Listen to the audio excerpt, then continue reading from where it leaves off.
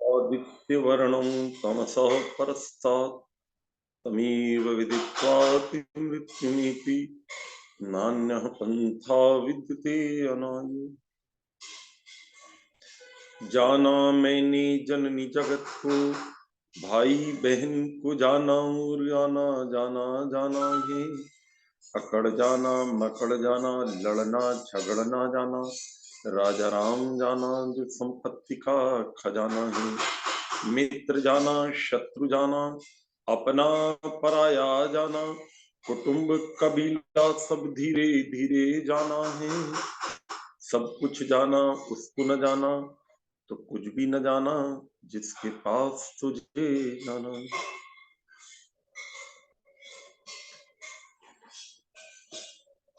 इस कार्यक्रम में उपस्थित सभी आर्य महानुभाव, श्रद्धामयी माताओं बहनों और प्यारे बच्चों, भ्राता लखनलाल जी का यह आग्रह था कि आज के वक्ता आचार्य प्रद्युम्न जी किसी कारण से उपस्थित नहीं हो पा रहे हैं, तो मुझे एकदम से कुल आधे घंटे पहले ही आपने आग्रह किया। मैंने कहा कोई नहीं, सेवा की बात है, मैं सेवा कर देता हूं। तो आइए थोड़ा सा विचार विमर्श करते हैं अपन। पवित्र सज्जनों, सामवेद में एक बड़ा सुंदर मंत्र आया, न कि रेवंतम सख्याय विंदसी पीयंती ते स्राश्व यदा कृणोषि नद अनु समुस्या दित्यतेव हूयसे। यदि आप सामवेद को जानते ही होंगे कि वो मूलतः उपासना का वेद है, और ये भी मैं समझ सकता हूं पवित्र सज्जनों कि जब हम उपासना की ओर बढ़ते हैं तो बीच में जो हमारे जीवन में बाधाएं आती हैं, बैरिकेड्स आते हैं, उनमें एक बाधा धन की भी बाधा होती है, साधनों की भी बाधा होती। यद्यपि ये सब साधन हमारे मार्ग को प्रशस्त करने के लिए ईश्वर की कृपा से हमें प्राप्त हुए थे, लेकिन यदि हम थोड़ा सा इनका दुरुपयोग करते हैं या इनमें उलझ जाते हैं तो फिर ये ही हमारे बंधन के कारण बन जाते हैं। वेद मंत्र थोड़ा सा संकेत इस और करता है, हे परमेश्वर, रेवंतम सख्याय न विंदस, जो बहुत धन में उलझा हुआ है, तेरी मित्रता को वो प्राप्त नहीं कर पाता। तो आप कहेंगे क्यों भाई, क्या दिक्कत आ गई? धन से भगवान क्यों नहीं मिलता है? उसमें क्या दिक्कत आती है? उसमें अनेक दिक्कतें हैं पवित्र सज्जनों। किसी नीतिकार से कहीं पूछा गया कि भैया ये बताइए कि यदि हम धन कमाते हैं तो क्या समस्या, कमाना चाहिए। सारी दुनिया बिना धन के थोड़ी चलती है।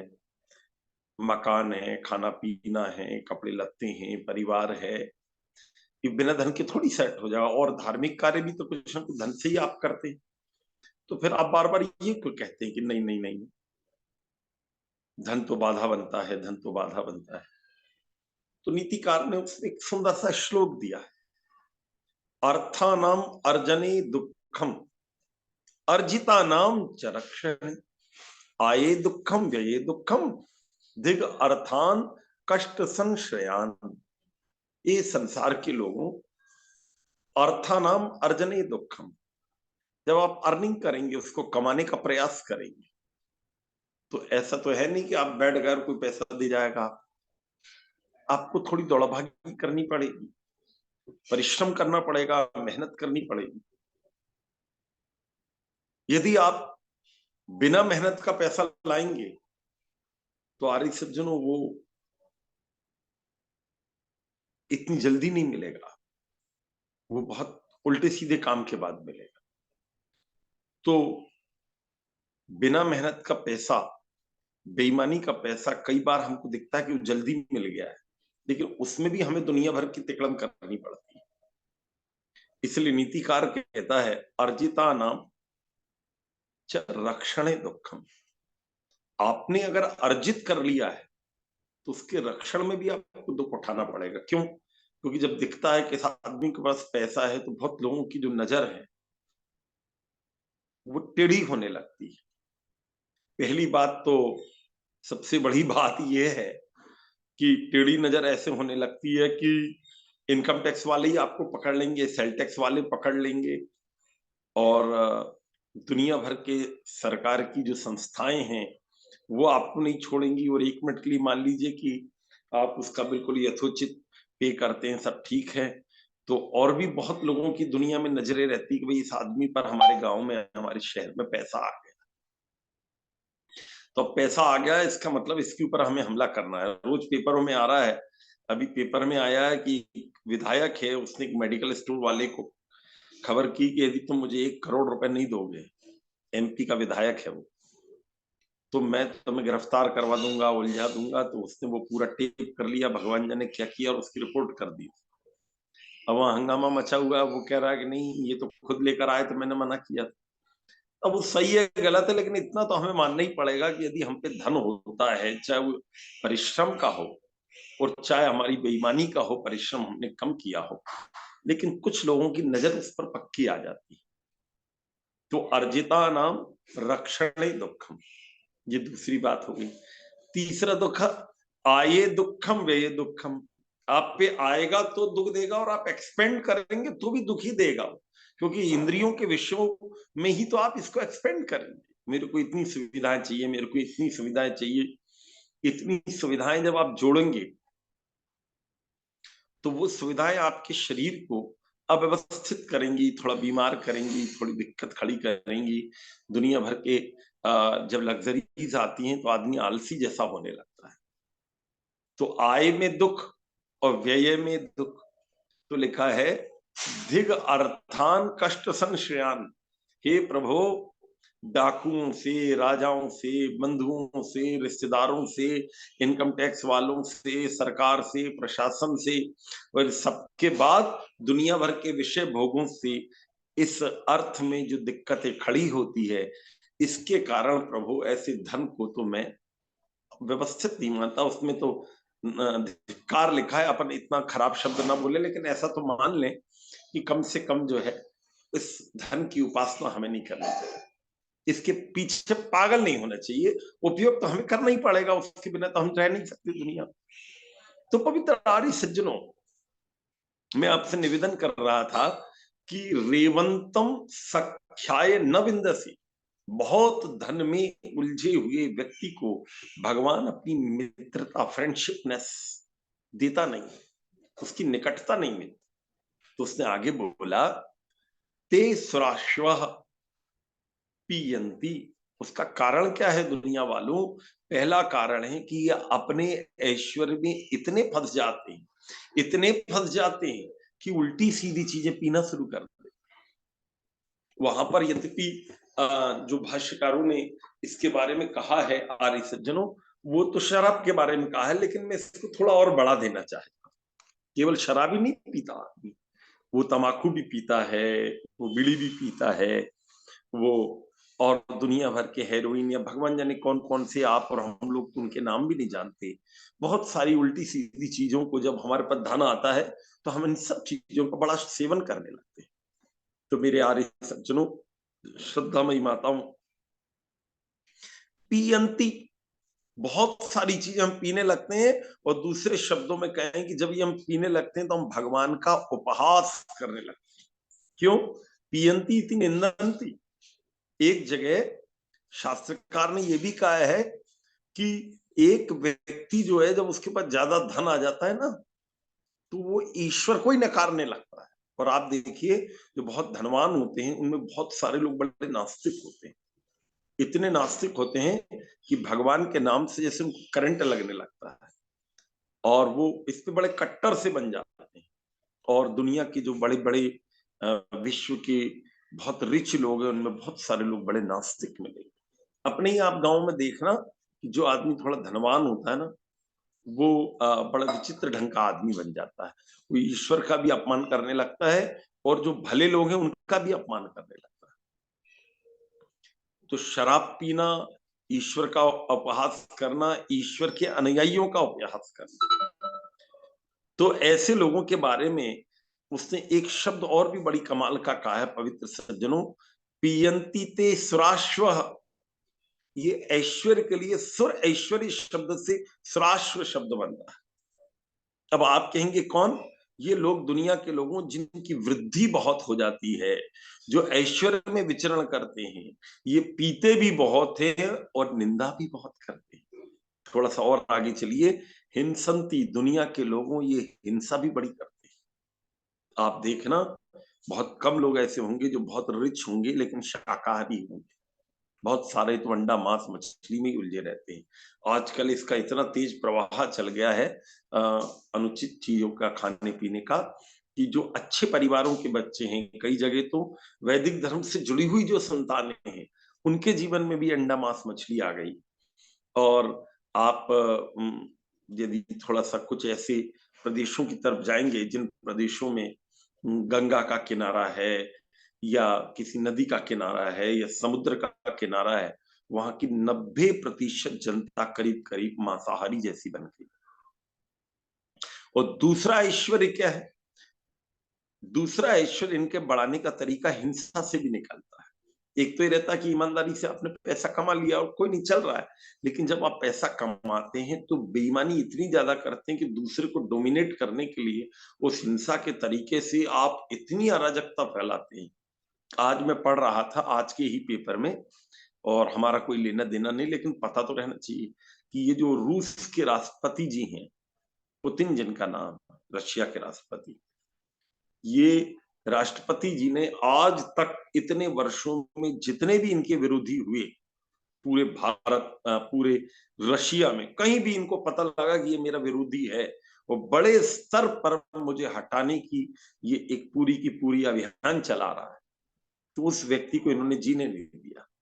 एक व्यक्ति तो बेचारा विदेश में था और वो केवल इनसे वो लड़ने के लिए, इनके भ्रष्टाचार को या इनकी अनुचित क्रियाओं को उजागर करने के लिए आया, उसको जेल में 19 साल के लिए बंद कर दिया, वहीं उसको खत्म ही कर दिया। और ऐसे बहुत सारे, पूरी लिस्ट आई है भास्कर पेपर में आज अगर आप पढ़ेंगे रविवार का, कि इतने लोगों को पुतिन जी ने खत्म करवा दिया। इनका धन, इनकी सत्ता इतनी हिंसा करती है। ये यद्यपि बहुत सारे राजनीतिक ऐसे ही होंगे, अपन सबको नहीं जानते, और भी कई देशों का उसमें लिस्ट आई है कि अमुक अमुक देश के जो राजनीतिक हैं, पॉलिटिशियंस हैं, उन्होंने अपने विरोधियों को दुनिया में जीने नहीं दिया। उनको पता ही नहीं लगा वो खत्म कैसे हो गए। कई लोगों का तो संदिग्ध मृत्यु हो गई, घर में बैठे बैठे खत्म हो गए, किसी होटल में गए रुके तो आग लग गई खत्म हो गए, एक्सीडेंट हुआ खत्म हो गए, जिस विमान में बैठे थे उस विमान का ही एक्सीडेंट हो गया। ऐसा कहते हैं कि हमारे ये जो लाल बहादुर शास्त्री जी जो हैं, इनको भी कुछ लोगों ने इस प्रकार से मरवा दिया था। तो मेरी पवित्र माताओं और भाइयों, मैं तो आपसे इतना ही निवेदन कर रहा था कि आदमी जब धन के मद में फंसता है तो वो पता नहीं कितनी हिंसा करता है। सारे सज्जनों, मैं आपसे निवेदन कर रहा था, गरीबों की हिंसा व्यक्ति बहुत ज्यादा करता है जब वो धनवान होने लगता है। वो गरीब लोगों के सही धन को भी वो हड़प लेना चाहता है। और किसी ने तो यहाँ तक कहा है कि अमीर आदमी बनता ही तब है जब उसने बहुत गरीबों का खून चूसा होगा, ऐसे बना बन ही नहीं पाएगा वो। यद्यपि कहावत गलत है क्योंकि ईमानदारी से भी बनते ही हैं। हमारी तो शताब्दियों का इतिहास है। श्रद्धामयी पवित्र माताओं और आर्य सज्जनों, नद अनुम कृणोषि, और सुन लो दुनिया के लोगों, जब परमेश्वर ऐसे लोगों को देखता है कि ये लोग बहुत गड़बड़ कर रहे हैं, उल्टे सीधे काम कर रहे हैं, हिंसा कर रहे हैं, दुनिया भर की समस्याएं खड़ी कर रहे हैं, सोसाइटी को कर रहे हैं, तो फिर भगवान का हाथ थोड़ा सा कड़ा हो जाता है जैसे कहते हैं। और वो क्या करते हैं?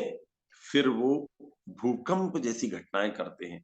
फिर जैसे कहते हैं ना कि ऐसी कुछ आपको आवाजें आएंगी जीवन में, जो लगेगा कि ये आवाज मुझे पता नहीं लग रही, लेकिन किसी ने आवाज दी कि बेटा अब तू भोग ले, थोड़ा सा बहुत गड़बड़ कर ली तूने।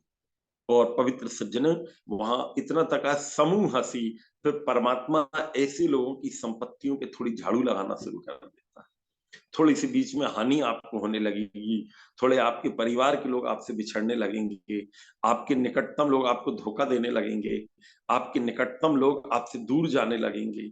उसका बहुत बड़ा कारण जो है, आपकी संपत्ति धीरे-धीरे कम होने लगेगी जब आप ओवरफ्लो हो जाएगी। और कई बार हम ओवरफ्लो जब होते हैं, धन के आश्रय से या धन के बेईमानी से जब हम बहुत आगे निकल जाते हैं, उसके बाद फिर भगवान एक जो है झाड़ू लगाता है, तो फिर हम वहीं अपने आप ठीक हो जाते हैं। पवित्र आर्य सज्जनों, इसका कारण क्या है? आत इत पिता एव भूयसे। ध्यान रखना, जब झाड़ू लग जाएगी, तो फिर हमको ऐसा लगेगा कि मेरे पिता ने झाड़ू लगा दी, तो हम उसको फिर पुकार लें। ये दुनिया के लोग हैं। जब भगवान के आगे हम आते हैं, प्रभु मेरे से गलती हो गई और मैंने क्या बेईमानी कर दी, मेरे को तो पता ही नहीं था मैं इतना पाप कमा रहा हूँ। उस पाप में मैं यही भूल गया कि मैं कितना आगे निकल गया। श्रद्धामयी माताओं और भाइयों, जब आदमी उससे बहुत ज्यादा आगे निकल जाए, का गला घोंटने लगे और के आवरण से वो दुनिया को दबाने लगे, और श्रद्धामयी माताओं और भाइयों, वो जैसे सुभरी बन जाता है। और वो ऐसा कह सकते हैं कि हम उसके मद में ईश्वर को जैसे भूल से जाते हैं। तो उसके लिए शास्त्रकार ने एक बड़ा सुंदर, आपने कभी यजुर्वेद के विद्वान लोग जब उपदेश देते हैं, तो 40वें अध्याय का वो मंत्र आपने सुना होगा, 17वां मंत्र, हिरण्मयेन पात्रेण सत्यस्य अपिहितम मुखम सो सावित्वादित्ये पुरुषा सो अस्तावहम ओम खम ब्रह्म। ये दुनिया के लोगों, ये जो हिरण्मयेन पात्रेण सत्य, ये सत्य का जो मुख है, वो हमारा सोना उसको दबा देता है, हमारा ऐश्वर्य इसको दबा देता है, हमारा धन का जो अहंकार है वो उसको दबा देता है, और वो खम ब्रह्म परमात्मा को हम जैसे भूल जाते हैं। पवित्र सज्जनों, में आपसे निवेदन कर रहा था कि व्यक्ति को धन के अहंकार से बड़ा बचना चाहिए। और एक जगह किसी ने, चाणक्य ने एक बड़ी सुंदर बात कही है, लोक यात्रा भयम लज्जा दाक्षिण्यम त्यागशीलता पंच यत्र न विद्यन्ते न कुर्यात् तत्र संस्थितिम। ध्यान रखना, लोक यात्रा, जब कहीं आपको रहने की इच्छा हो, तो वहां आप देख लें कि यहाँ पर लोक यात्रा, वहां पर लोग गमनागमन करते हैं। नंबर 2, वहां पर एक दूसरे से डरते हैं कि नहीं, वहां पर लज्जा है कि नहीं लोगों की आंखों में, और दाक्षिण्यम, दक्षता, स्किल है कि नहीं किसी के अंदर, त्याग के भाव है कि नहीं, चरित्र उनका अच्छा है कि नहीं। अगर ये 4-5 चीजें कहीं ना हो, तो दुनिया के लोगों वहां बिल्कुल नहीं रुकना चाहिए। उसका कारण क्या है? ऐसे धनवान लोग वहां पर रहेंगे जरूर, लेकिन ऐसे लोग वहां नरक बना के रहेंगे। और जिसके पास धन रहे, अगर वो थोड़ा हल्का सा दाता रहता, देता रहता है, त्यागशील भाव उसका रहता है, तो वो समझ लीजिए कि वो जगह कम से कम रहने लायक है, हमारे सुख दुख में कोई व्यक्ति खड़ा तो हो जाएगा। चिड़ी चोंच भर ले गई, नदी ना घटियो नीर, दान दिए धन ना घटे, कह गए संत कबीर। पता नहीं कबीर जी ने ये बनाया है, या कबीर के अनुयायियों ने बनाया है, या बाद में बना है, भगवान जाने। लेकिन बात इसमें बड़ी कि जैसे एक चिड़िया निकाल के ले जाती है नदी से पानी, तो वो कोई घटता नहीं है। समुद्र से आप एक चिल्लू भर लोगे तो कुछ हो नहीं जाएगा। इसी प्रकार से धनवान अपने धन में से एक मुट्ठी उतार के किसी को दे दे, तो वो कोई धन उसका घट नहीं जाता, लेकिन उसके हृदय का भाव तो हो। ऋग्वेद में धन के दान के बारे में बड़ा सुंदर एक वाक्य आया है, उच्चा दिवी दक्षिणावंतो अस्तु। ये संसार के लोगों, जो बहुत ऊंचा स्थान प्राप्त करना चाहता है, वो दानी होना चाहिए। अगर दानी अगर होगा, तो वो दक्षिणावान व्यक्ति को, दानी व्यक्ति को बहुत ऊंचा स्थान दुनिया में मिलता है। अंतरिक्ष लोग, सूर्य लोग जैसा वो चमकने लगता है। आपने स्वामी दर्शनानंद जी महाराज का नाम सुना होगा, आर्य सज्जनों। वो बड़े ऊंचे संत थे, गुरुकुल ज्वालापुर के बाद में वो आचार्य बने। वहां कोई गुरुकुल नहीं था, कुछ नहीं था, वो तो ऐसे ही निकल रहे थे वहां। जब वहां से निकल रहे थे तो वहां पर एक दरोगा जो है वो देखा कि कोई महाराज निकल रहे हैं और वो वहां पर आ, कुछ खा रहे थे, संभवतः केला खा रहे थे या कुछ ऐसा फल सा खा रहे थे, गन्ना खा रहे थे। तो वहां निकला, उसने कहा कौन है आप यहाँ पर, ये मेरा खेत है, आपने बिना पूछे खा रहे हो। तो उन्होंने कहा इच्छा हुई थी थोड़ा सा, अच्छा चलो कोई बात नहीं, मैं यहाँ का दरोगा हूँ फलाना, ऐसा थोड़ा अपनी बड़ाई करके हुए चला गया। अपने घर गया तो देवी जी ने पूछा कि बड़ी देर हो गई आज आने में आप। अरे बोले रास्ते में एक महाराज थे, वो अपना गन्ना खा रहे थे तो मैं उनसे बात करने लगा। और ये कहने लगे कोई महाराज थे और अपने खेत में आए थे, तो तुम यहाँ चले आए, चलो मेरे साथ।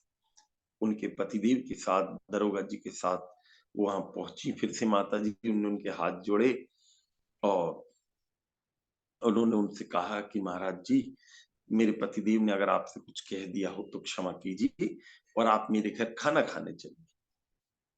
अब गुरु जी ठहरे, उन्होंने कहा मैं नहीं जाता कहीं खाना वाना खाने, मैं अपना यहाँ बैठा हूँ, खेत में ज्यादा गड़बड़ करोगे तो यहाँ से भी चला जाऊंगा। मैं तो निकल रहा था, थोड़ा हुआ तो सुस्ताने बैठ गया, हो सकता है एक आध गन्ना आप करने नहीं। कह लगे गुरु जी नाराज मत होइए और आपसे मेरा विनम्र निवेदन है कि आप तुरंत मेरे साथ चलिए।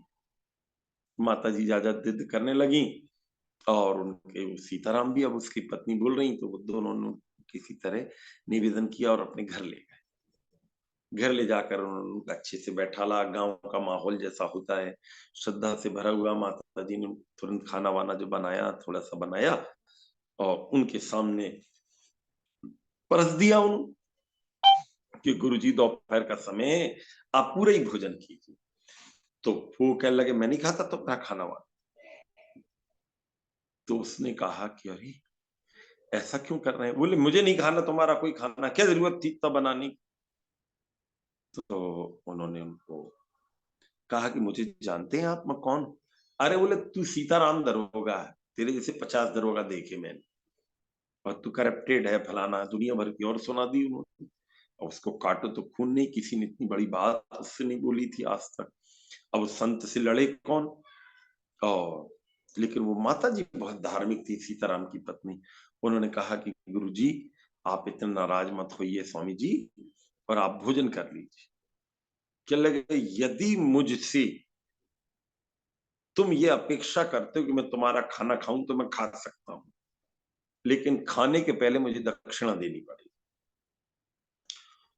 तो वो दोनों एक दूसरे का मुंह देखने लगे कि भाई क्या बोले, बोलो गुरु जी क्या दक्षिणा चाहिए। बोले ये जिस खेत में मैं बैठा हुआ था और गन्ना खा रहा था, ये पूरा की पूरा खेत मुझे चाहिए। तो कहने लगे इतना बड़ा खेत आप क्या करोगे। कहने लगे यदि तुमने मुझे दे दिया तो मैं इसमें गुरुकुल खोलूंगा। अब वो उसको सांप सूंघ गया बेचारे को। वो बोले क्या, एक तो पहली बात तो वो इतना बड़ा दरोगा था और अंग्रेजों का जमाना था, उसको कभी इसने तू तड़ाक से किसी ने बोला नहीं। एक तो महाराज उल्टा सीधा बोल दिए, तो बोलने के बाद जब खाने का नंबर आया तो भले आदमी जो है वो इतनी बड़ी दक्षिणा मांग रहे हैं। तो वो उसके समझ में नहीं आया। माता जी ने अपने पति से कहा गुरु जी आप बैठो हम आते हैं। माता जी उनको अलग ले गई दूर अपने पति देव को, और उन्होंने कहा कि देखो दरोगा जी, आपके और मेरे बच्चे तो है नहीं, गोद हमारी सुनी और इतनी बड़ी खेती है हमारे पास, यदि हम मर भी गए तो कोई काम तो आनी नहीं खेती, पता नहीं कौन इसका भोग करेगा। अगर ये व्यक्ति विद्वान लग रहे हैं, इनकी बातों से, इनकी चर्चाओं से, इनके जो उच्चारण था उससे ऐसा लगता है बहुत अच्छे विद्वान स्कॉलर व्यक्ति, इतने योग्य व्यक्ति अपने यहाँ आए और अपने खेत में मिले और खाना भी खा रहे हैं, सब कुछ अच्छा है, इतनी ऊंची बातें कर रहे हैं और ये गुरुकुल के लिए जमीन मांग रहे हैं, इनका अपना तो स्वार्थ लग नहीं रहा है। तो मेरा तो ये सुझाव है पतिदेव की ये जमीन इनको दे। आर्य सज्जनों आप आश्चर्य करोगे, स्वामी दर्शनानंद जी का वो उत्तम प्रयत्न जो है एक इतिहास बना गया। और सीताराम दरोगा से उन्होंने गुरुकुल ज्वालापुर के लिए वो जमीन ले ली। वो जमीन लेने के बाद वहां इतना बड़ा गुरुकुल खोला कि वहां के पढ़े हुए विद्वान सारे देश विदेशों में फैले। उसने 100 साल करीब उसको हो गए। और यदि आप आर्य समाज की पत्रिकाएं सुनते पढ़ते हैं, इंटरनेट पर आप बैठते हैं, तो अभी स्वामी रामदेव जी महाराज को वो हैंडओवर कर दिया गया है पूरा गुरुकुल ज्वालापुर। और स्वामी रामदेव जी ने वहां पर मध्य प्रदेश के मुख्यमंत्री को, राजनाथ सिंह जी को और उत्तरांचल के मुख्यमंत्री को और कई लोगों को बुलाकर और 500 करोड़ रुपए का एक बड़ा गुरुकुल, वहां पूरे वर्ल्ड का सबसे बड़ा गुरुकुल शायद वो वहां पर बन जाएगा आगे चलकर। तो एक स्वामी दर्शनानंद जी का वो जो भाव था कि इससे मुझे दक्षिणा लेना है, उसने कितना बड़ा इतिहास बना दिया आर्य सज्जनों। गुरुकुल ज्वालापुर की स्थापना उन्होंने कर दी। आपको मैं यदि निवेदन करूं तो महात्मा मुंशी राम जी को भी ना भूल जाइएगा, जिन्होंने अपनी पूरी की पूरी जालंधर की कोठी दान कर दी थी। इंद्र विद्या वाचस्पति ने मेरे पिता नाम की पुस्तक में लिखा है कि मैं और मेरे भाई दोनों को पिताजी ने बुलाया और कहा कि मैं अपने पुत्र को कुछ ना कुछ देना हर पिता का कर्तव्य होता है।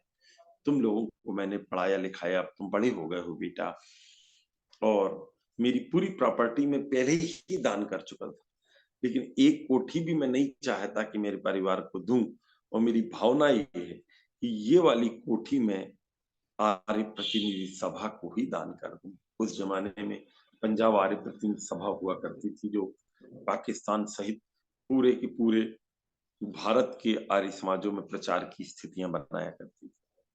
आज की दृष्टि में उसको कहें तो वो सार्वदेशिक आर्य प्रतिनिधि सभा उसको आप कह लीजिए, क्योंकि वहां पर पंजाब में आर्य समाज का जोर ज्यादा था। तो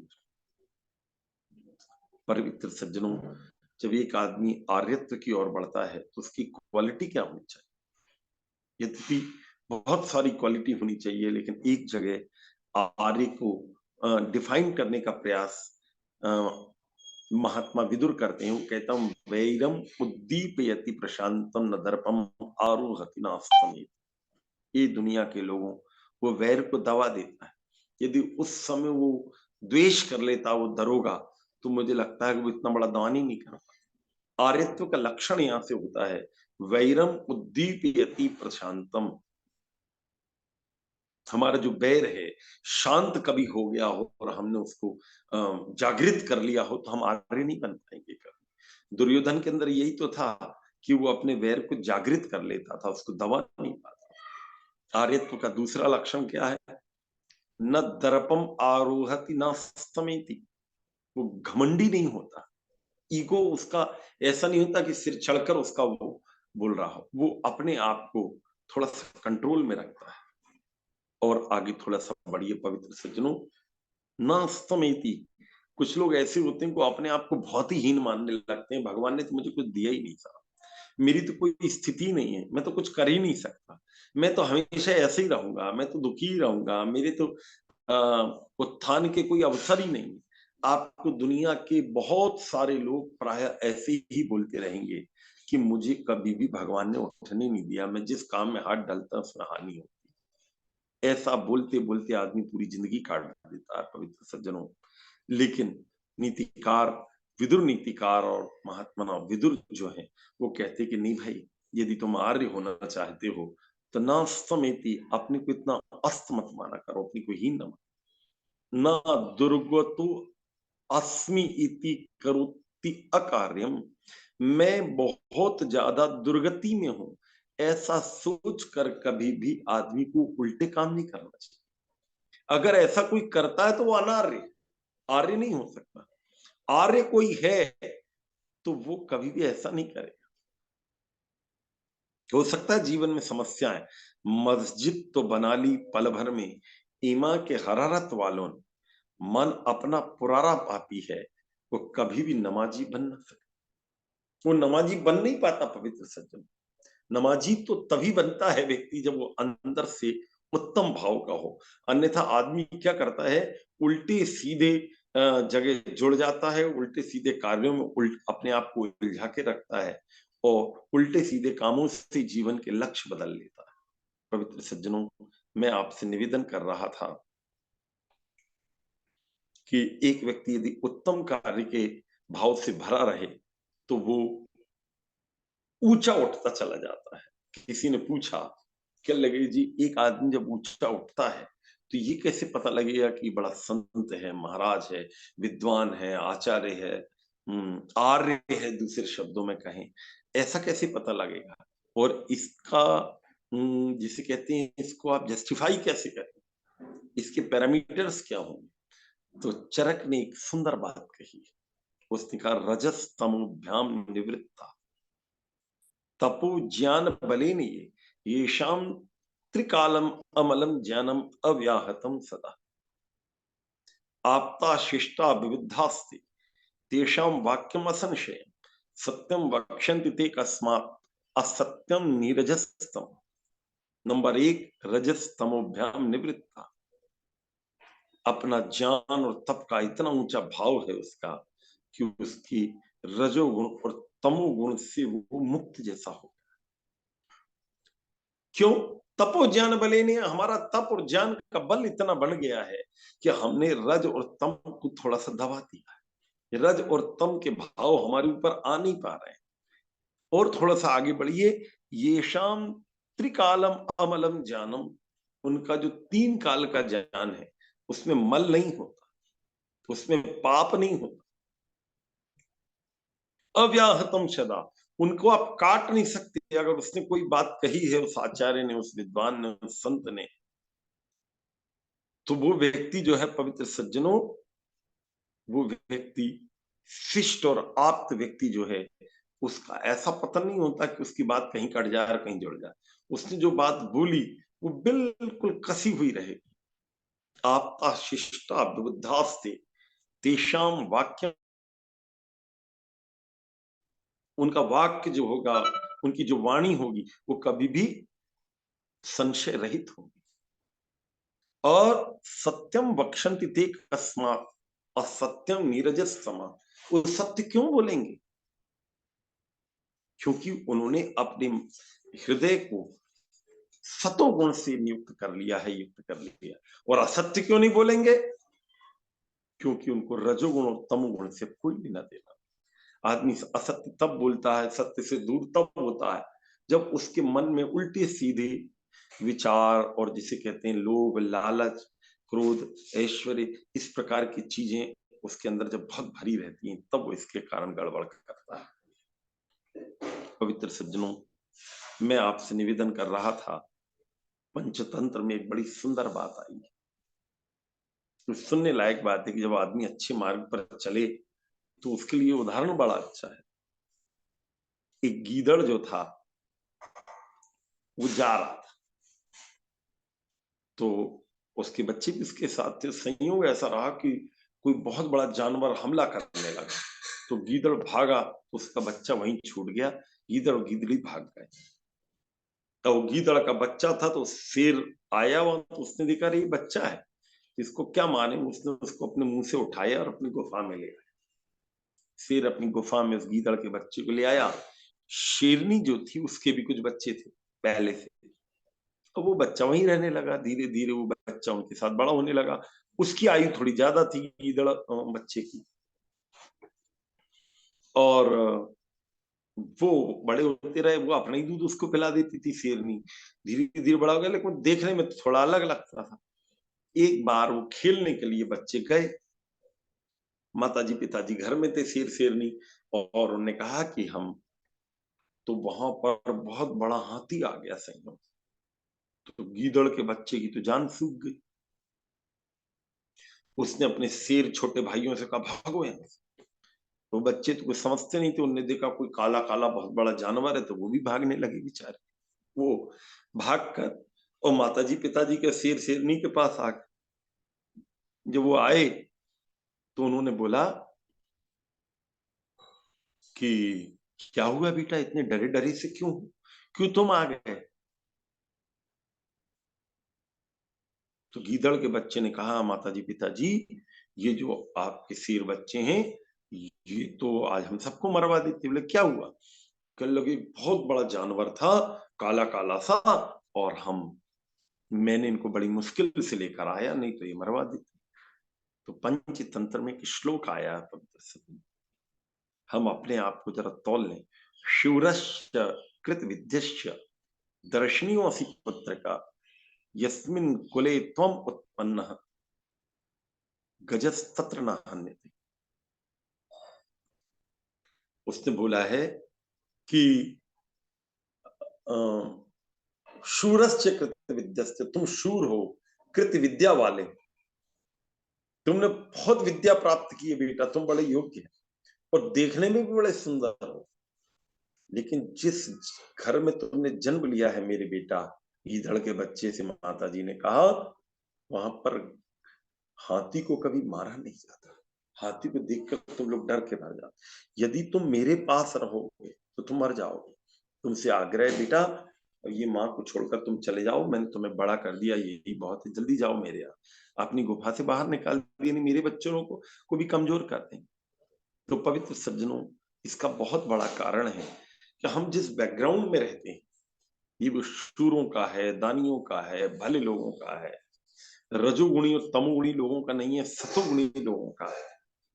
तो हमारी भावनाएं, हमारे चिंतन, हमारे तरीके उसी प्रकार के होते हैं। और यदि हम ऐसे नहीं है तो पवित्र सज्जनों, हमको बहुत नाच नचाता है ये संसार। आपने सुना होगा फणीश्वर नाथ रेणु जो थे, बहुत बड़े लेखक थे और उन्होंने बहुत सारी चीजें लिखी, बड़ी अच्छी अच्छी पुस्तकें उनकी उनकी कविताएं भी बचपन में आपने पढ़ी होंगी। उनके पिता आर्य समाजी थे, लेकिन वो तो बेचारे पौराणिक थे। और आपने एक नाम और सुना होगा, पांचजन्य के संपादक थे, उनका नाम था तरुण विजय। बहुत अच्छे लेख लिखते थे और वो संपादकीय बहुत अच्छा लिखते थे, एडिटोरियल पांचजन्य। और आपको इससे भी आगे बताऊं कि ये आरएसएस के जो स्थापक थे, संस्थापक डॉक्टर हेडगेवार, उनके पिता भी आर्य समाजी थे। ये तीन सेलिब्रिटीज ऐसी रहीं जिनके पिता आर्य थे, जिनके परिवार में आर्य समाज था। और यदि आप टंकारा अभी गए हों तो वहां पर एक संत आए थे, स्वामी रामदेव जी उनको मंच पर लाए थे। परमार्थ निकेतन के वो मतलब संचालक थे, कोई स्वामी, उनका नाम मेरे दिमाग से उतर रहा है अभी।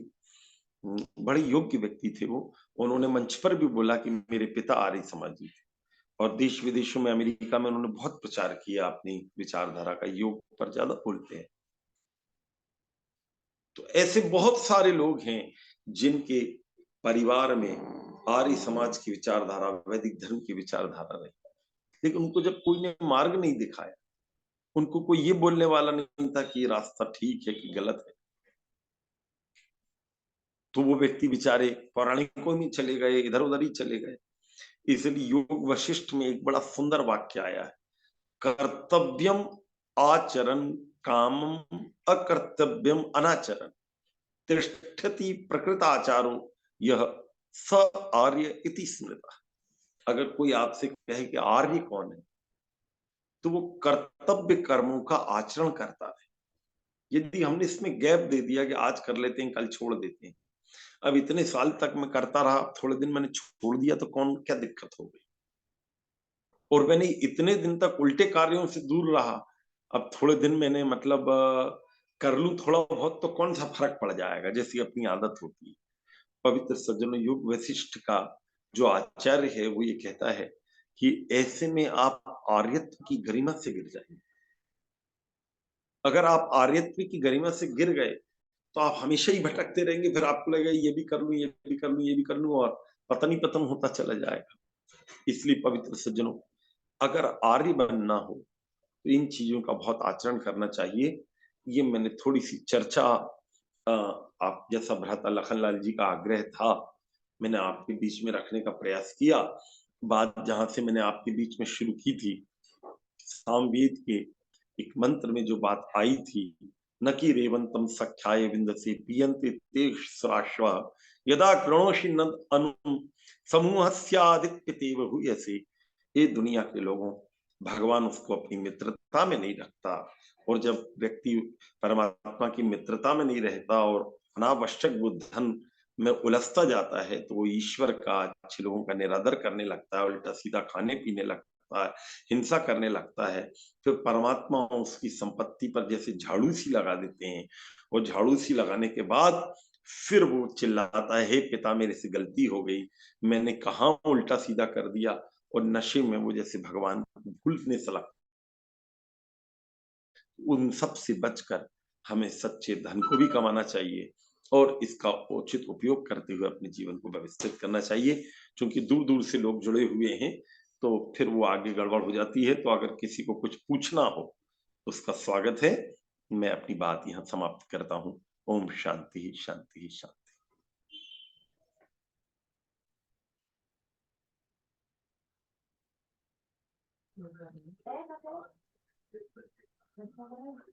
किसी के मन में कोई शंका हो, जो हमारे आचार्य ने भी व्याख्यान दिया है, हमारे बांग्लादेश से बहुत साथी जुड़े हुए हैं।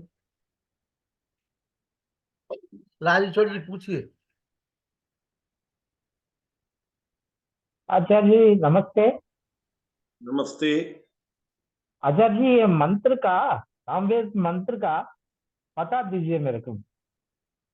इसका पता है भैया 1390 नंबर 1390। 1390। धन्यवाद अपना आचार्य। आपका परिचय तो दीजिए। मैं राजेश आर्य हैदराबाद से हूँ, तेलंगाना राज्य। अरे वाह, क्या करते हो राजेश्वर जी? मैं सेवानिवृत्त हूँ आचार्य जी। चलिए, अच्छे रहिए, इसका स्वाध्याय कीजिएगा, और हाँ कोई बात और आपको सूझे तो हम लोगों को बताइएगा। हमने जी थोड़ा सा बताने का प्रयास किया, लेकिन और गहराई में उतरो तो और चीजें भी एक ही मंत्र से निकल सकती हैं। जी धन्यवाद आचार्य, आपका। धन्यवाद आचार्य, प्रणाम आचार्य। जी। आइए, बांग्लादेश से हमारे को साथी जुड़े हुए हैं। दीपांकर जी, विजय लक्ष्मी जी, आइए दीपांकर जी। दीपांकर जी बोलिए। नमस्ते गुरुजी। राजा भैया, अच्छे रहो। दीपांकर जी माइक बंद हो गया आपका। Vijay Lakshmi ji, I can not open. Everyone, I can't open. You can open. Left Dipankar में दीपांकर जी, अलाउ कीजिए, उनको अलाउ कीजिए। हाँ कर आपने दिया, अलाउ? कर दिया, कर दिया। नमस्ते गुरुजी। हाँ दीपंकर, अच्छे नमस्ते गुरुजी। रहो। क्या, नमस्ते। कैसे हैं आप?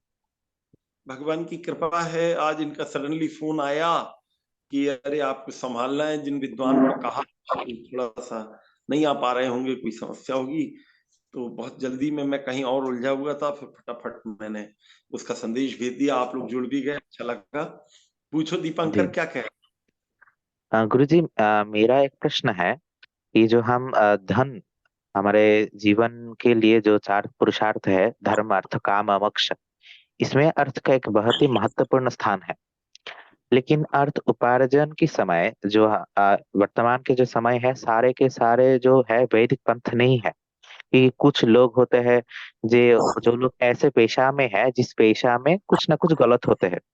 देखा जाए तो अगर आप किसी कुछ समय पहले गंगा के किनारे, गंगा के तट पर जो ज्यादातर लोग हैं, वो लोग जो पेशा में मछली पकड़ के उनका जो जीविका है, जीविका निर्वाह करते हैं।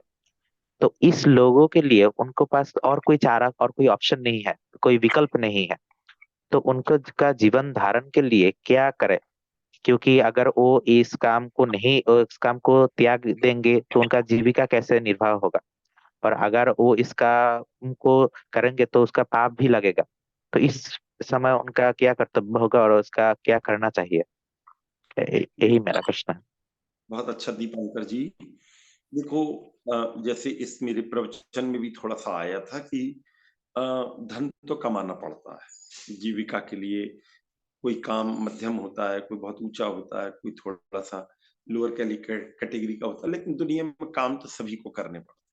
लेकिन जहां आप बैठे हैं, जहां आप खड़े हैं, जो आपका ऑक्यूपेशन है, वो बहुत कुछ आपके बैकग्राउंड पर डिपेंड करता है कि आपने पिछले जन्मों में कैसे काम किया। तो उस बैकग्राउंड से आपको वो चीज मिलती है, फिर आप वैसा ही जीवन को चलाते हैं। यदि उस समय आपको ये पता लग जाए कि ये चीज, मैं उदाहरण दे रहा हूं, मान लीजिए आपका मछली बेचने का पिताजी का बिजनेस है, या पिताजी का शराब बेचने का बिजनेस, या पिताजी का अंडा बेचने का बिजनेस है, या पिताजी का कोई और, मान लीजिए चोरी करते हैं पिताजी या दादाजी, या बैकग्राउंड आपका ऐसा है, या मान लीजिए चलो सब कुछ सही है लेकिन आप जहां नौकरी करते हैं वो मीट किया, उसकी बहुत बड़ी फैक्ट्री और आपको वहां मैनेजर बना दिया, आपको वहां काटना नहीं पड़ता, लेकिन आपसे काम वो उसी संदर्भ में ले रहे हैं, और आपको ये पता ही नहीं है कि ये चीज गलत है, तब तो आप निकलोगे नहीं, फिर तो कोई कुछ कर नहीं सकता। लेकिन आपको यदि पता लग जाए वैदिक धर्म का या आर्य समाज का या किसी भी संत का, आपको थोड़ा सा आप टच में आ जाए कि भाई अरे यार ये तो मुझे पता ही नहीं था, ये तो बड़ा गलत है और मैं इतने साल से कर रहा हूँ, मैं इस गलत काम को इतने साल से, तो उसको धीरे धीरे उसका प्रतिशत बदलने लगो, धीरे धीरे उसका अंतर ले आओ। ये आप केवल शराबंडा मास की बात नहीं, आप एडवोकेट हैं तब भी आपको लाखों करोड़ों रुपया बेईमानी का पैसा मिलने लगेगा। अब आपको कोई ने बताया नहीं कि ये जो तुम जितना कर रहे हो ये सब तुम्हारे अकाउंट में गलत जा रहा है। तो जब पता लगे तो उसका प्रतिशत बदलने लगे, कि मान लीजिए आज मैं 100 रुपए की बेईमानी करता था, अब 90 की करूंगा, बस सीखे धीरे धीरे जब मेरी परिस्थिति हो तो इसको पूरा छोड़ दूंगा। तो जिस दिन अपने को लगा कि अब अपन इस प्लेटफॉर्म पर आ गए कि इसको अपन छोड़ सकते हैं, दुनिया में ऐसा नहीं कि पूरी नौकरियां खत्म हो गई हैं, पूरे व्यापार खत्म हो गए, आप उसके बिना जीवन ही नहीं चला पाओगे यदि वो काम नहीं किया आपने।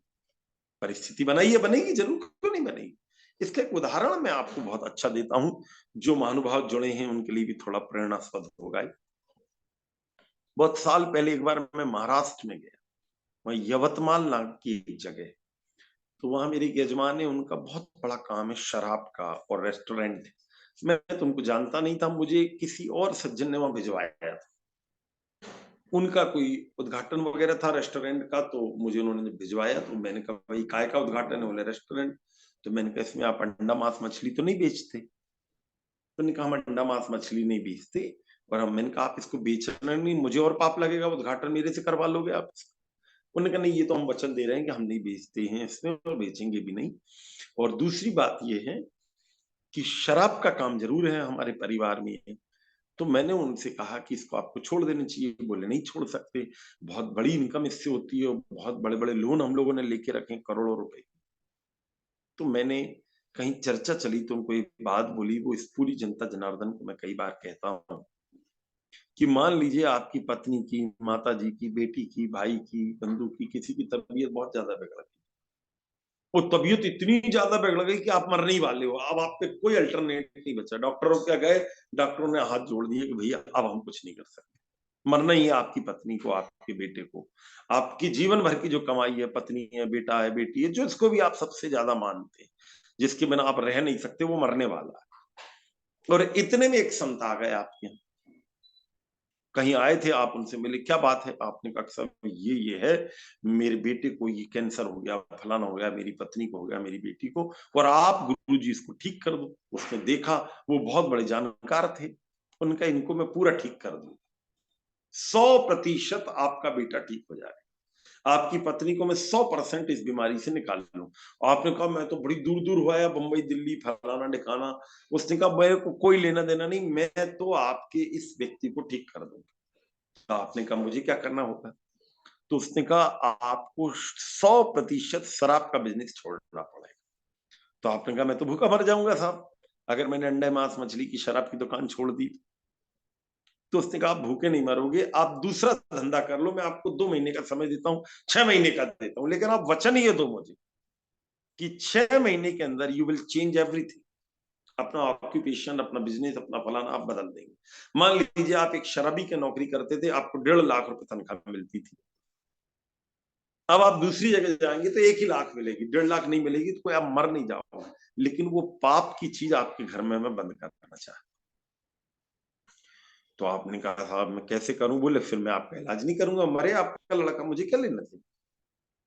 तो उसने कहा यदि मैं आपसे झूठ बोल दूं? बोले झूठ बोलोगे तो ये लड़का फिर से और खतरनाक बीमार हो जाएगा और तब और खतरनाक तरीके से मरेगा। आप मुझे वचन दो और आत्म में आप संकल्प लोगे और ये वचन दोगे कि मैं जिंदगी भर इस पाप के पैसे को नहीं आने दूंगा, तभी मैं इलाज करूंगा। तो आपने कहा कि मुझे समय दो। बोले समय है आपके पास, 1 घंटा 2 घंटा, आप खूब सोच लीजिए। नहीं तो आप जानो, आपका बेटा जाने, पत्नी जाने, कल के मरते आज मर जाए, मैं जा रहा हूँ। आपने कुछ कहा नहीं गुरुजी मुझे 2 घंटे का समय दो। आपने घर में सबकी मीटिंग की, अपनी पत्नी की, बच्चे की, जो भी थे आपके घर में, आपने उनसे कहा भाई ये धंधा मैं कैसे बंद कर दूं? तो आपके बेटे ने कहा पिताजी मैं ही मर जाऊंगा तब क्या करूं? ये धंधा किसके लिए है? मेरे लिए। और मैं ही मरने वाला हूं, बता रहे हैं मेरे को बहुत खतरनाक कैंसर है, और वो गुरुजी कह रहे हैं कि मैं ऐसा इलाज जानता हूं कि पूरे अंदर के वो निकाल के जर्म्स में ठीक कर दूं। तो इसलिए बदल दो ना पिताजी, इसका नशा क्यों कर रहे हो आप? तो बोले बेटा मेरी जितनी लेनदारी है उसमें सब 2-3 महीने लग जाएंगे। बोले सब ले लो जितना पैसा लेना है, 2 की जगह 6 महीने ले लो, साल भर का समय, लेकिन ये वचन दे दो कि यदि मेरा लड़का बच गया तो मैं इस धंधे को बदल के कपड़े का या किसी अच्छी चीज का बिजनेस शुरू कर दूंगा, खेती करूंगा या कुछ भी करूंगा, लेकिन ये पाप का पैसा नहीं आना। आपने 2 घंटे की जगह 2 दिन लगाए। बहुत सोचने के बाद आपने कहा जीवन की सबसे बड़ी कमाई पुत्र होता है, पत्नी हो। यदि वही मेरे जीवन से चला गया तो मेरे पास कुछ नहीं बचेगा। और आपने उस दिन निर्णय लिया कि मैं अब इसको 100% छोड़ दूंगा। आपने छोड़ा, आपका बेटा भी बच गया, पत्नी भी बच गई, घर अच्छा होगा, और उससे ज्यादा पैसा कमाया आपने अच्छे धंधे में। बुरे धंधे से अगर आप 20 लाख रुपए साल का कमाते थे तो अच्छे धंधे से आप 50 लाख कमाने लगे। तो दुनिया में जितने लोग अच्छे पैसे कमाते, कोई जरूरी है बेईमानी से कमाते, अच्छे से भी तो कमा सकते हैं। तो दीपंकर भैया आप इस ढंग से अगर सोचेंगे तो फिर कोई दिक्कत नहीं आएगी। फिर अपन लोग इतना शास्त्रों को पढ़े, इतना दुनिया भर का अध्ययन, ये वो पढ़ाई, ऋषि दयानंद के शिष्य, और फिर भी हम कहें कि साहब मैं तो जस्टिफाई नहीं कर पा रहा हूँ, मैं अपने आप को तौल ही नहीं पा रहा हूँ, मुझे तो इसी में चल रहा हूँ। तो बताओ किसको अच्छी राह पर चलाओ? सभी यही बोल के अलग हो जाएंगे। वो कहेंगे जब तुम इतना अच्छा मार्ग जानने के बाद भी उल्टे चलते हो तो हम तो जानते नहीं, हम तो और ज्यादा चलते। तो फिर दुनिया में कोई भी अच्छी काम नहीं करे। तो मेरे ख्याल से जी विजयलक्ष्मी जी पूछिए। हाँ जी, हाँ नमस्ते। मैं क्वेश्चन लिखा था लेकिन टाइम ओवर हो गया था, तो मेरा वो जवाब, हाँ जवाब रह गया। कल मैंने आपका लेक्चर बहुत ध्यान से सुना, तो सारा प्राणों के संयम, वाणी के संयम और अनुलोम विलोम इसके पे ही आधारित था। तो उसी समय मेरे मन में ये प्रश्न उठा था कि वाणी का संयम मैं बहुत करना चाहती हूँ, मानती हूँ, बिल्कुल मन में भी किसी के प्रति द्वेष नहीं रखना चाहती। लेकिन आप बताइए कि जैसे हमारे आसपास के माहौल में आजकल सराउंडिंग्स में या हमारे घरों में ही कुछ ऐसा हमसे अब गलत व्यवहार किया जाता है, तो हम ना चाहते हुए भी कैसे अपनी वाणी में, अगर कोई हमें गाली दे तो क्या हम वाणी पे संयम करके बैठे रहेंगे क्या? इसका क्या उपाय है, क्या किस तरह कर पाएंगे ये सब कुछ? दीदी आप दीजिए, कोशिश करती हूँ। हाँ जी, हाँ आपका परिचय दीजिए दीदी, आप कहाँ से बोल रही हैं?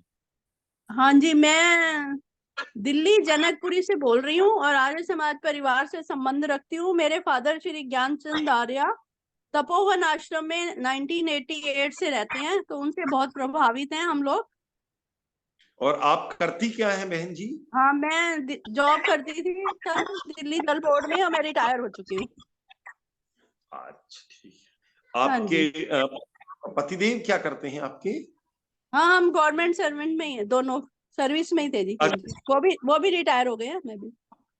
बहुत अच्छा माता जी, बहुत धन्यवाद आप। हाँ, मैं अपनी मन से बहुत अच्छा किसी के प्रति द्वेष नहीं रखना चाहती, अपशब्द नहीं बोलना चाहती, वाणी पे बहुत कंट्रोल कर रही हूँ, कुछ कामयाब हो गई हूँ।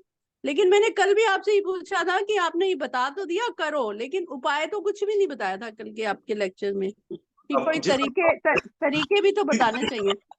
जितना समय होता है ना दीदी, उस हिसाब से जो बात उठती है हाँ हाँ, ठीक है। एक क्षण रुकिए।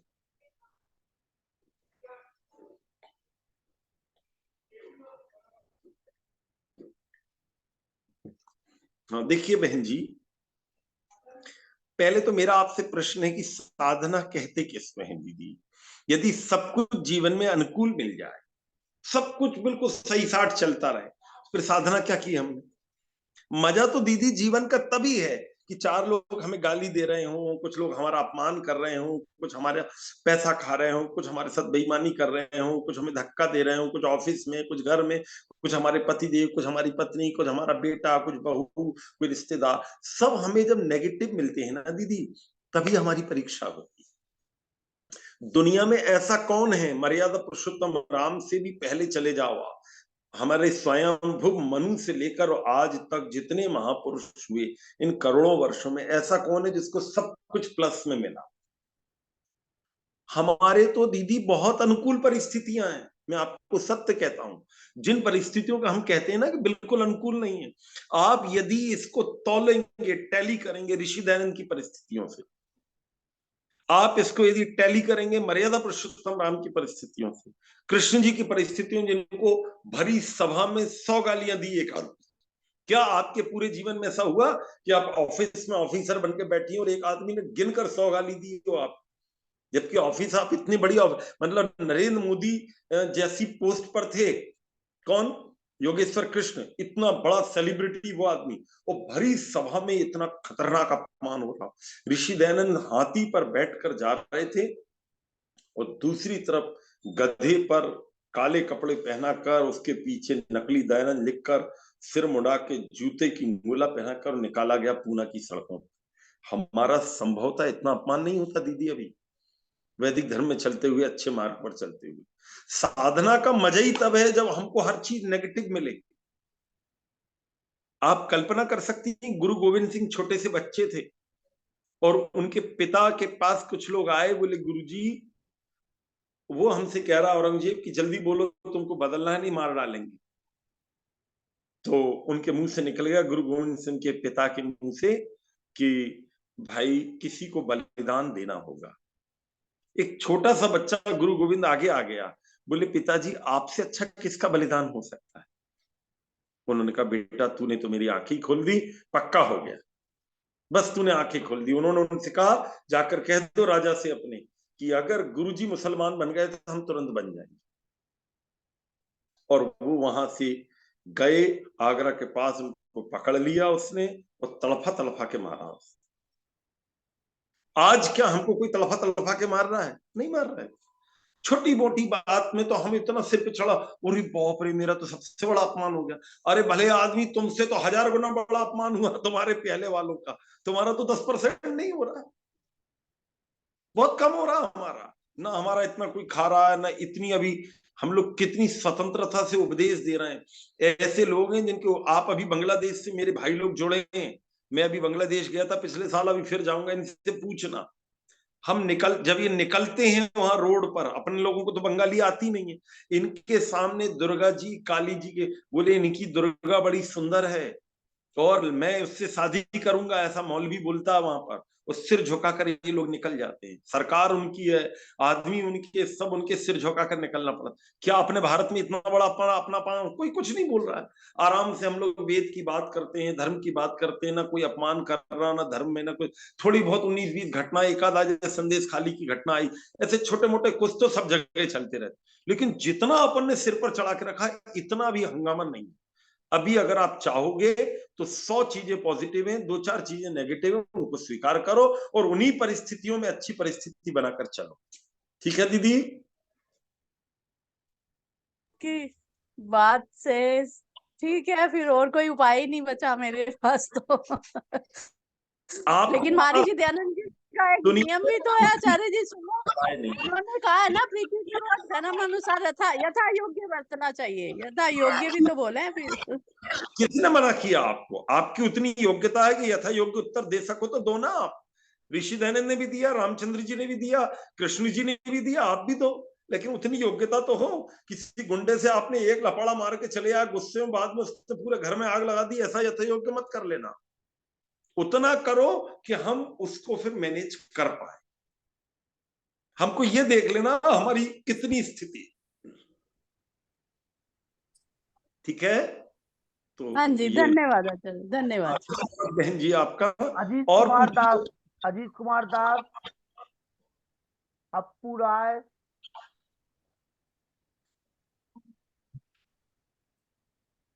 एंड्रॉयड ब्लू रोड,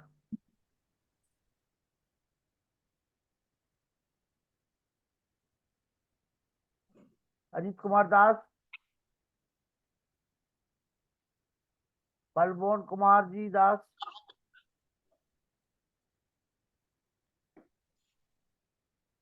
संदीपन सरकार।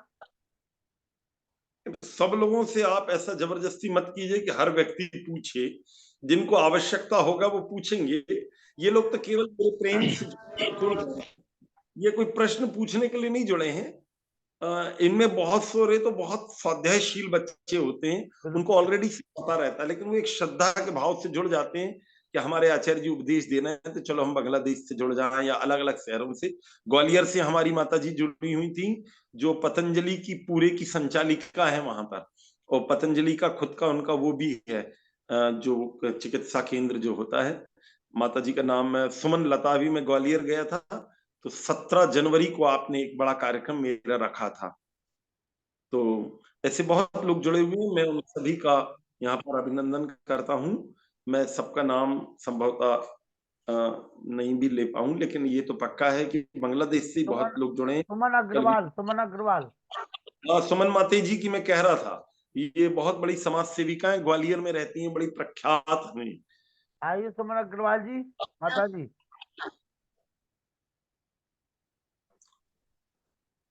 आयुधि मित्तल, सुधा मित्तल, जयपुर से हमारी सुधा माता भी जी जुड़ी हुई है।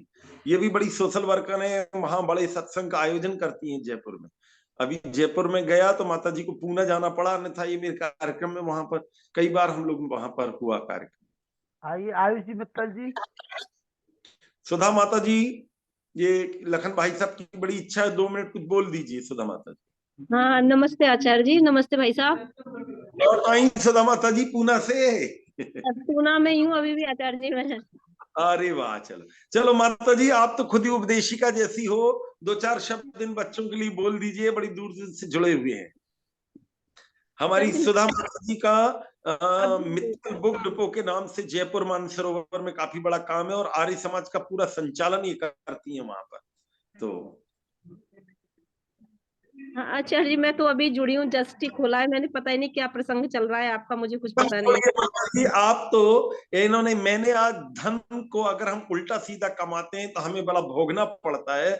हमें ऐसा उल्टा सीधा धन कमाने से बचना चाहिए, और जो उल्टा सीधा धन कमाता है, परमात्मा अपनी मित्रता को उसको कभी प्रदान नहीं करता, वो व्यक्ति जीवन में अकेला ही पड़ जाता है। इस आइडियोलॉजी पर मैंने एक मंत्र रखते हुए पूरी बात रखी थी, सामवेद का मंत्र था। आप लेट जुड़ी, कोई बात नहीं, 2-4 बातें आप इनको बता दीजिए माता जी, लखन भाई साहब की बड़ी इच्छा है तो। सादर नमस्ते भाई साहब। आचार्य जी ने आज जो प्रसंग रखा कि वाकई में क्या होता है कि जिंदगी में मनुष्य बड़े उल्टे सीधे काम कर करके पैसे को कमा लेता है और खूब धन यश वैभव सब कुछ प्राप्त कर लेता है, लेकिन जो एक वास्तविक इज्जत होती है इंसान की, तो मिलनी चाहिए समाज में उसे, वह काम करके पैसा कमाते हैं तो।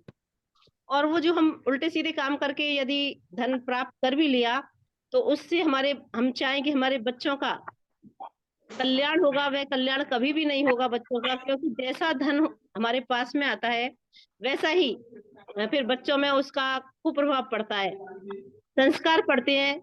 जिस प्रकार से हमने धन को कमाया है तो हम सही मार्ग को ही चुने धन कमाने के लिए, गलत कार्य करके धन को इकट्ठा ना करें।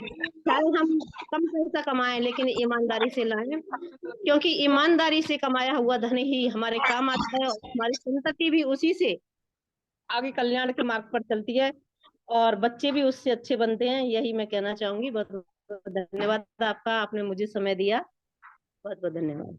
सुमन अग्रवाल जी, सुमन अग्रवाल जी। जी जी, आदरणीय आचार्य जी को सादर प्रणाम, और सभी बंधुओं को, सभी मेरी आदरणीय बहनों को मेरा सादर नमन। मैं ग्वालियर से सुमन अग्रवाल, और अभी मैंने देखा थोड़ी देर पहले ही, तो मैं 4:45 पर जुड़ी थी, मैंने सुबह से देखा नहीं था, तो बड़ा अच्छा लगा कि आचार्य जी ये ऑनलाइन आज प्रवचन, तो इसको मैं थोड़ा सा सुना था लास्ट तक। तो आप सब लोगों से मिलके यहाँ प्रसन्नता हुई कि आर्य समाज ही पूरा और एक प्रवचन में सहभागी होने का सौभाग्य हुआ।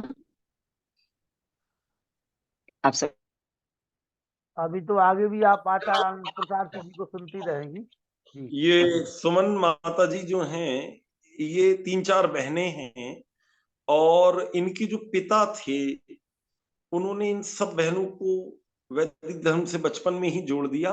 और अभी जब इनके पिता की डेथ हुई कुछ वर्षों पहले, तो इन्होंने फिर बेटियों ने ही उनका अंतिम संस्कार ग्वालियर में किया, जो पेपर में बड़ा आया। तो ये एक आदर्श वो मानी जाती हैं। और पतंजलि पेपर में था ग्वालियर का जी जी। हाँ, तो अब तो काफी दिन हो गए इस बात को, कोई अभी की बात नहीं, नहीं, तुरंत की लगभग थोड़ी। लगभग 4-5 साल की पहले की हाँ, बात है, तो तब कोरोना इनके, के पहले की जी। और अभी भी ये वहां पर, अभी बीच में इनके पतिदेव भी दुनिया से चले गए और इनका एक बेटा था वो भी दुनिया से चला गया, लेकिन फिर भी ये वैदिक धर्म और पतंजलि दोनों का काम ग्वालियर में करती हैं। इनके बैकग्राउंड में जितने लोग हैं सबको वैदिक धर्म से जोड़ कर रखती हैं। तो माता जी बड़ी समाज सेविका भी हैं और वैदिक धर्म की स्तंभ है।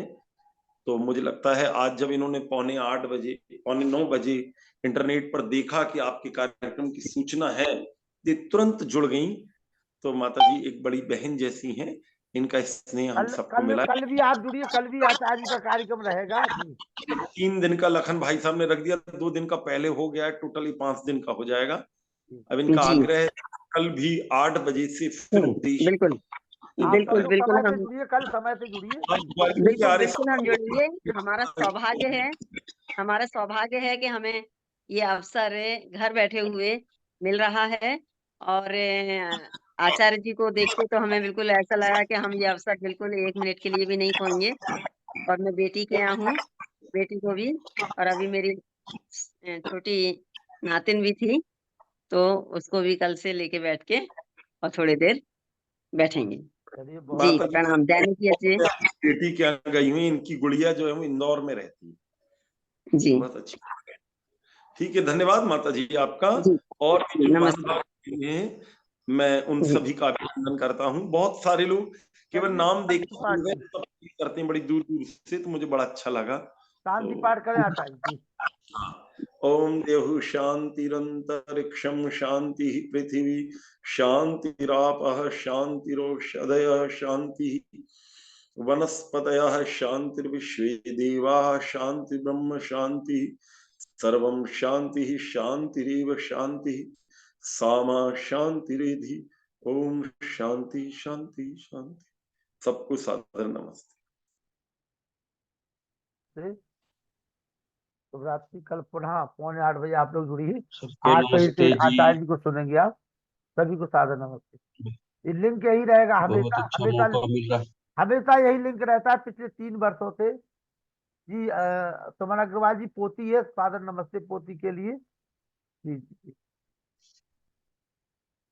तो कल भी आप लोग जुड़े रहिए, परसों भी जुड़े रहिए, आगे भी जुड़े रहिए। सभी को सादर नमस्ते, शुभ रात्रि।